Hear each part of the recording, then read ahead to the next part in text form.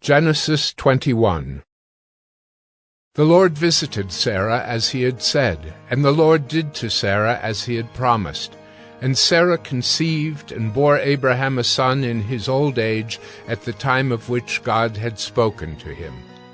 Abraham called the name of his son who was born to him, whom Sarah bore him, Isaac. And Abraham circumcised his son Isaac when he was 8 days old, as God had commanded him. Abraham was 100 years old when his son Isaac was born to him. And Sarah said, God has made laughter for me.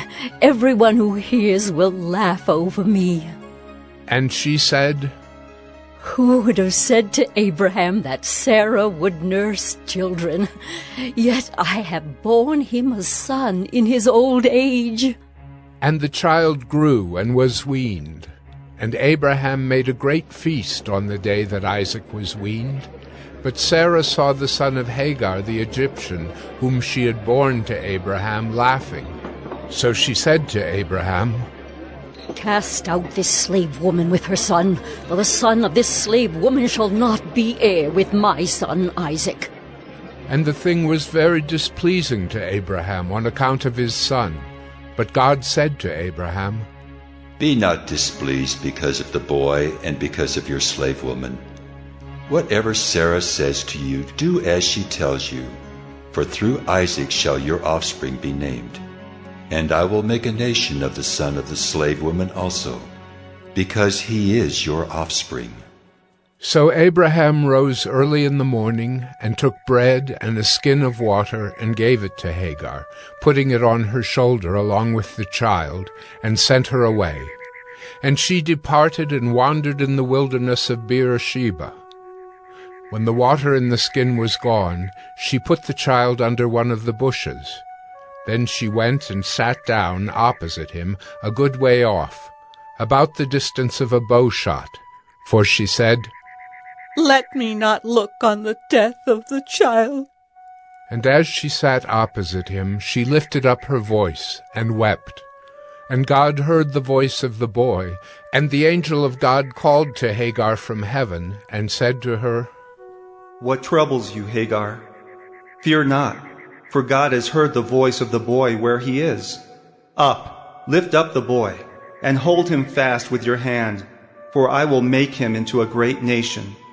Then God opened her eyes, and she saw a well of water. And she went and filled the skin with water, and gave the boy a drink. And God was with the boy, and he grew up. He lived in the wilderness, and became an expert with the bow. He lived in the wilderness of Paran, and his mother took a wife for him from the land of Egypt.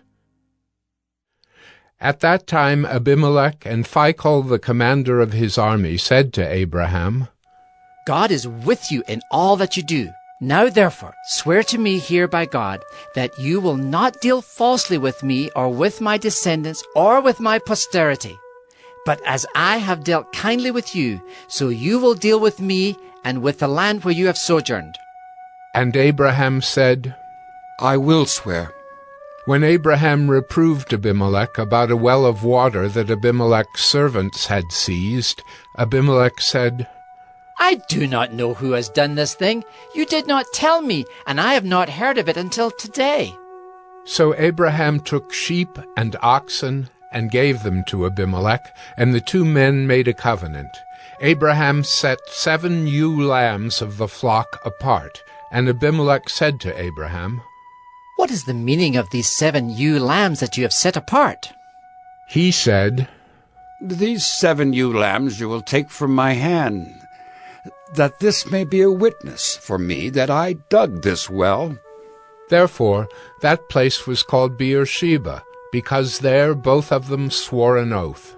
So they made a covenant at Beersheba.